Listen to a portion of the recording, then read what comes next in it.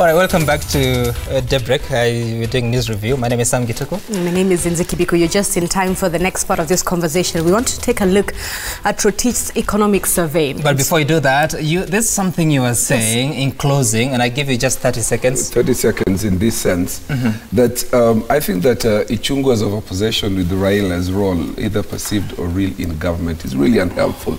I think it is a euphemism for the fight between his boss, William Samoei Ruto, and Uhuru Kenyatta. The fight again is handshake. They will not face Uhuru. They will say Raila Mekuja, he breaks parties, he breaks this, bastardizing his community about being people who pull out railways. I think really, if we get to the point where one side of government celebrates the failure of government, and you've seen the kind of tweets and online onslaught that these people have been putting up, sponsoring, that Uhuru or Raila, the government has failed to, and it is one side of government against another side of government. The truth of the matter is, the viability of this thing could not have been done piecemeal, to be viable only between Mombasa and Naivasha and then period. The viability must have been done all the way to include the regions. If we have not tied the bolts and the nuts, those are the things we should be addressing. Not sideshows about Raila came in and is the one who gave false statements and things like that. Raila is neither here nor there, and this discussion is unhelpful. All right, I want to close that discussion on that. We'll have more in the coming days, but let's focus on the economic survey. Last week we were told that the gross domestic product, the value of all goods and services produced in the year 2018 had grown by 6.3% to stand at 8.9 trillion. Let's take a look at some of those statistics in what the Kenya National Bureau of Statistics was saying. That is, the GDP grew by 6.3% to stand at 8.9 trillion Kenya shillings. Then after that, there's something else that the KNBS was saying, that agriculture was the best contributor to the GDP, contributing 34.2%. The transport and storage contributed 8% of that, and manufacturing contributed 7.7%. So let's take a look at the specifics in terms of the growth that the various sectors reported. Agriculture reported a 6.4% growth, but it's mainly attributed to the heavy rains of 2018 in the long rain season as well as the short rain season. That boosted the crop productivity. Then after that we had electricity supply also grew because of the heavy rains, 10.5% growth. And then finally on, what is this? Transport and storage, 8.8% growth. The main driver for that was the SGR services. So the question I want to ask you, gentlemen, is when you say that the economy has grown by 6.3% and you're attributing that to the rains, are we really serious with ourselves? Can we really say that we're doing anything to grow this economy? I think when you look at the growth of GDP of any country, there are many factors that you have to consider. And in this context, of course, we do know very well that the Kenyan economy is largely on agriculture. But then there are those indicators that Kenyans must be able to feel to see that there's a GDP growth. And for instance, issues of unemployment. Unemployment still remains a critical issue. The collection of KRA in terms of taxes. Because if an economy is doing very well, you'll find the taxes also go up. Right now, as we speak in this country, there's a fiscal deficit where you find the total expenditure outweighs whatever is being produced in terms of revenue. So we need to cross-examine and revisit this issue, because to me the Kenya Bureau of Standards, in terms of their statistics, I've really had an issue. Kenya National Bureau of Statistics. Kenya National Bureau of Statistics. I've had an issue with them, because even when you're in Mombasa, we're looking at the issues of fertility rates. In Western region, where people are very fertile, you see that the fertility rate the gentleman gave, it's totally contrary. So we need to look at his sampling framework, whether really it's a representative or there's a lot of bias. So as far as this economy is concerned, even right now, we are struggling. There's inflation in this country. If an economy is doing very well, you'll see the level of inflation being managed. The issue of the way we are struggling to pay the external debts in this country, it's a big problem. So he needs to come out, maybe you call him on a forum like this, so that we can be able to interrogate those real figures. For him, he was saying 65,600 jobs were created in 2018. Nevertheless, citizens are asking, why is it that their children are still struggling to find jobs? That's why I was like, the two cannot, there's a mismatch in between. So it will be nice next time when I have a sitting like this, so that you invite the CEO to be here. I was with him in Mombasa, in the Leadership Forum, and there are many questions we asked, because on such a survey, you need to explain to the Kenyans the sampling framework that you use. Which methodology did you use to arrive at a given conclusion? Because there must be consistency. And everybody who lives in this country usually agree with me, we have a problem of inflation. Any country that is doing pretty well, the level of inflation has to be maintained. When it comes to the issues of employment, but Dr. Chris, many youth right now, employment, where are those jobs? Where were they created? Dr. To come and Chris, table to us. I know the inflation has changed for the for this calendar year 2019, but as of 2018, they report that the overall inflation dropped to 4.7, and for the previous year, it was 8.0. So there's that difference. But the question I'm asking is, our economic growth, GDP growth, is attributed to rain. Not really rain alone. Are we serious? What if it doesn't rain? You know, Getuku, I would really want to agree with you, but I disagree because it's not largely just on rain. And I heard you when you were showing the graphics there, you showed 10.5% on electricity, and you said that again is highly attributable. Yes, based on the report. To the rains. It's what the report says. Remember, last year, government was able to complete the Loyangalani-Suswa line and be able to evacuate almost 300 megawatts of power from Loyangalani now to Suswa and on to the national grid. The solar farm in Garissa, I think, also got completed or was nearing completion. Therefore, there are also other factors. For instance, in electricity, there also has been a marginal increase in the contribution of tourism, largely, which you can attribute to the diminished demonstrations after the handshake and improved security situation in the country. Therefore, there are also other factors that have helped that growth in GDP. However, there are good questions that Kenyans are asking then, where are the jobs, where is the money in our pockets to be able to reflect that GDP growth? And there I would agree with you that basically it's just the growth in the gross domestic product of the country, which eventually will translate to jobs as the economy grows.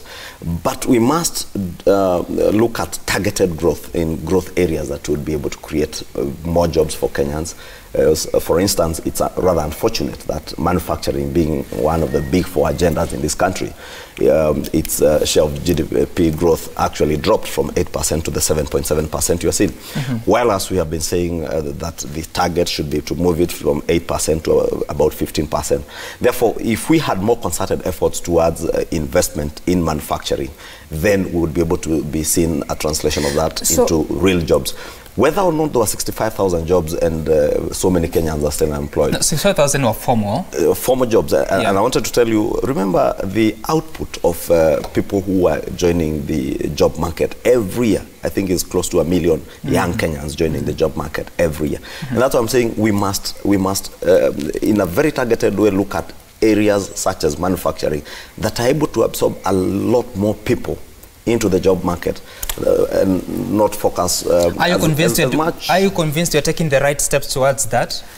In as much as we are slow, we are doing it because even the discussion we had earlier on SGR and the special economic zone in Naivasha, Dongo Kundu, the industrial park in Naivasha, when we come to the realization of all those plans, because as they are now, they are just plans, then we'll be able to see now manufacturing being able to contribute more. All right. Look at the investment that we have made also in being able to give young Kenyans skills to be able to work in those industries. The huge investment that has been made in technical vocational training colleges across the country. And these are young people who then are graduating and will be expected to join the job market in the coming days. As at when the housing agenda sets in, it will absorb many of these graduates. It will also aid the manufacturing agenda under the Big Four. All right, let me rope in Honorable Antonio Lodge. Okay, so 6.3% is our GDP growth, despite the fact that experts say no. They think it's actually 5.4%. CS Rotich is saying, he actually admitted in his speech that the Kenyan government is actually lacking when it comes to trickling down that wealth to common wananchi. So my question then would be, why is it that we are not seeing an impact between that 6.3% GDP? Our net worth as an economy is at 8.9 trillion, ranks us 65 globally. Why are we not seeing that same impact on the price of unga? Yeah, and that's a point exactly. I mean, I'm not an economist, but speaking from a common person's perspective, I would say, like I was saying, there's a lot of kizungumingi and statistics that the common man in Madare and in other places but English will not be able to understand. Really, this must translate to, do we have more food on the table? Do we have more disposable income? Do my local people have more money that they can invest into other things? You've talked about the cost of unga, the cost of transport. All these things must be reflected, and I don't know at what point in terms of economic indicators you tie this to this is the effect other than the paper statistics. I think that's very crucial for us to be able to engage and carry the public with us. Otherwise, these become reports and statistics that we chant for international donors and people. Like you see, our GDP is strong, we are able to borrow and stuff like that. But then let me come now to the issue of one of the effects for me which really must show, for us to be able to show GDP is coming up. The issue of employment and the issue of job creation. For me, this is a very key area. When the economy grows, the effects in terms of more employment opportunities and meaningful employments must show. And this is one area I want to engage members of parliament on. I have not understood, for example, why we took away a sports fund, which was meant to create more jobs, put in more sports academy. Basically, this is something that touch and would impact very meaningfully on the young people. Instead, we amended the Sports Act, took away this money that comes from betting and other things, and took it to Treasury, and then created some regulations that say part of it goes to universal healthcare, and we know here the Richunga will put millions of shillings into universal healthcare. So we're robbing Peter, which is the young people and the jobs we'll create for them, and then universal healthcare and housing, which you're already taxing at 1.5%, we are saying that we're going to put this money to the Treasury, so that Treasury can be able to put money into universal healthcare. Really, I think this is misplaced priorities for me. We just lost a call on the line, so be sure to take them as soon as possible. I want us to move on to another story, but before we do that, do you have Joshua? Joshua from Muranga, good morning. What's your question or concern about the conversation in studio? Morning, Getuko. Yes, go ahead. Good morning. Now, I must say it's a very sad morning, very sad morning. Number one, we've had the government say that our economy is driven by the agriculture sector. And then the same government spends so much money constructing a railway line. Wouldn't it make sense that the largest chunk of our budget goes to the sector which drives the economy? That's number one. Number two, what I find very disturbing and saddening is that for all these failures that we've seen coming from the government in terms of the economy, I haven't seen anybody held responsible in terms of misadvising the government on the economy. I haven't seen the people responsible for pilferage, which is actually the reason why the economy is not taken into custody and held responsible. And allow me to talk to my MP, Kimani Ichung'wah. Right. I think what we lack in Kenya is honesty from our leaders. When people talk of the economy growing, yes, companies are closing down every day. Wananchi is suffering. Our lenders can't give money because they can't really connect and put one two together on what we are doing. I think it's high time we bite the bullet, we sit down in the country, we deliberate on the problems that we are facing, what has ailed this economy, the challenges we are facing as a nation, and address them. Otherwise, this English and a lot of statistics coming from government and institutions will not help. The company is on its knees. Yes. All right, thank you so much, Joshua. I just want to give one of you to respond to that, to his concerns. I think Joshua has a point in terms of how much money we should be investing in the agricultural sector, being the backbone, as we have always said, of our economy, that there should be more targeted investments in agriculture. And that's what Gituko was saying earlier, targeted investments in agriculture, in manufacturing, that is really what will make Kenyans feel the growth in their pockets. However, the investment in SGR, let me tell Joshua, is not a bad investment, because as much as we'll be able to produce coffee and tea from Murang'a, bananas from Murang'a and Kiambu, you will need to ship those things out of this country. And therefore, it is much cheaper if you're able to transport your bananas, your coffee from Kiambu, Murang'a to Nairobi and ship it using the railway line in bulk, rather than using the road transport all the way to Mombasa. But how do we realize that? Because the rail line to Naivasha is almost complete, but we do not have the products that will be moving from Naivasha to Mombasa. Don't forget, I told you 70% of cargo from Mombasa terminates, and basically most of it is what I'm asking, Kimani Shungo, what I'm asking is, but you have yes, we are importing so much, because last year we had 32 million, is it 3.2 million tons of cargo, but those are imports. You are producing nothing in Naivasha what to you are be able to taking back ship is back. So little. Remember you have coffee in Kisii, you have tea in Kericho and parts of Kisii and other areas in the Rift Valley where you're growing tea and some parts coffee. It is those products then that you'll be able to ship back to Mombasa. And that is why I was telling you also about the special economic and industrial park in Naivasha. That should that come to fruition, then you'll be able to even produce goods in Naivasha and be able to move them using the SGR line.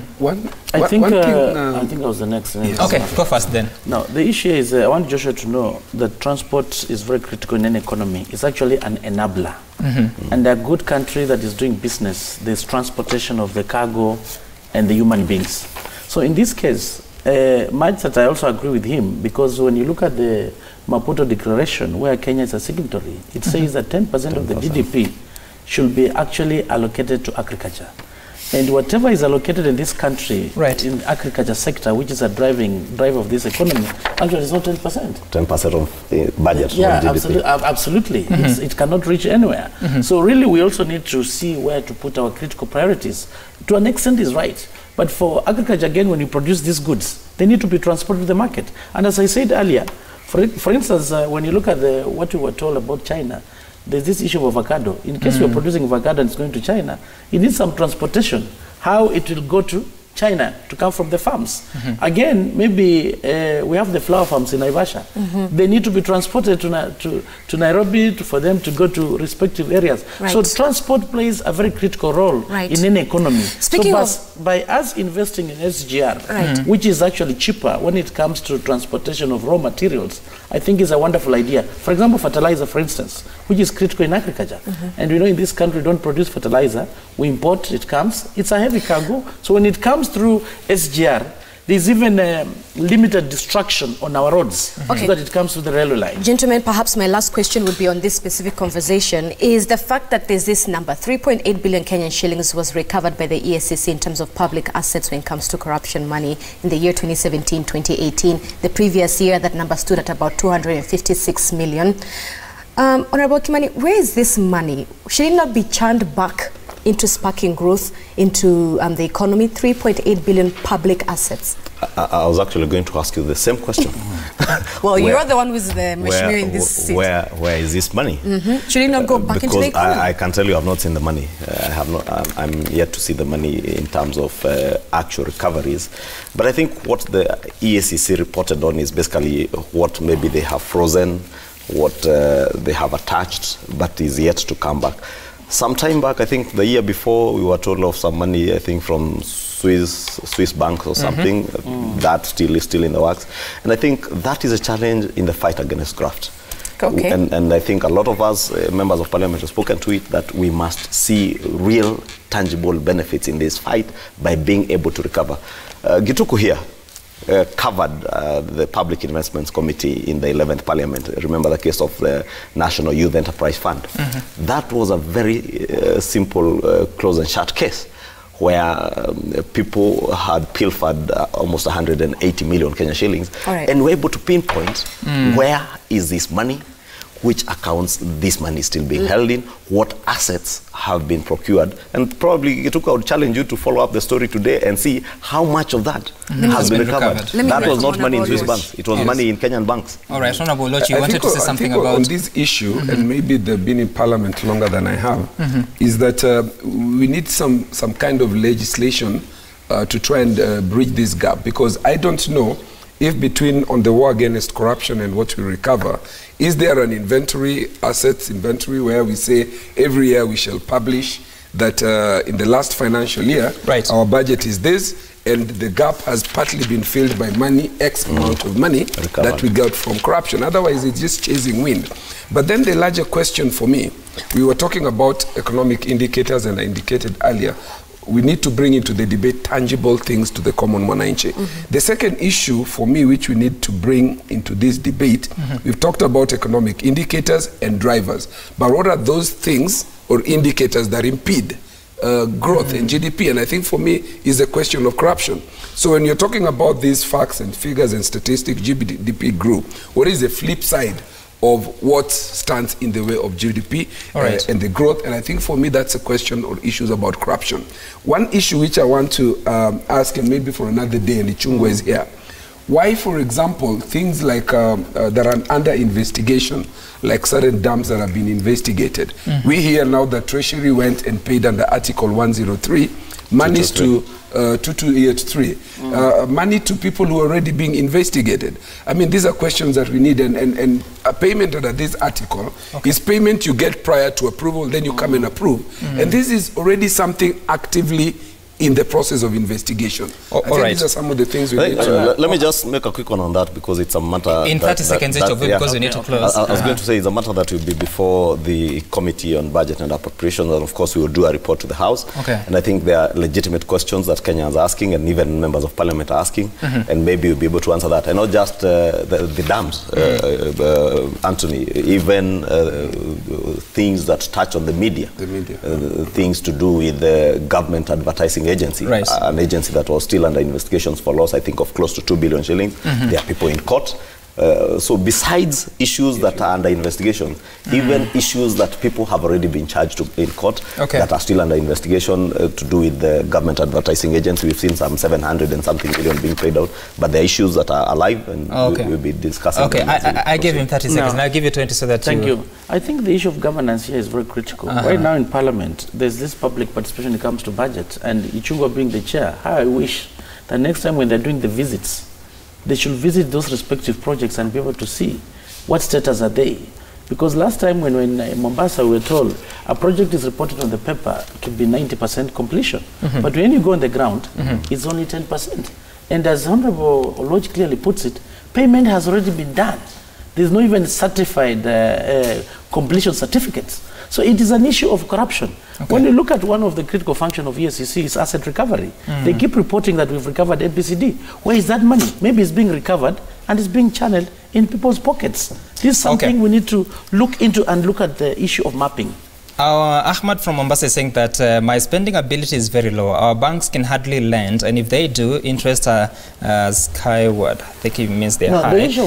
We cannot say that our economy is doing very well. Sorry, I will not give an opportunity. If we had more time, we would have focused on the rebirth of TNA, but of course it has a different name, Transformational National Alliance Party. Of course, this is something that Moses Kuria spoke about over the weekend, and some of you, especially those in Jubilee, are saying that this is a waste of time. The Deputy President saying that they should all stick in Jubilee. We don't know how that goes, but thank you so much. Kimani Ichungwa, Member of Parliament for Kikuyu. It is a one-man party. Well, that's how parties begin in Kenya. That new party that is still in names. That's how parties begin in Kenya. Thank you so much, Kimani Ichungwa from Kikuyu, Dr. Chris Omala from Kiminini, Anthony Lodge from Mathare. Thank you for making time for us on Daybreak.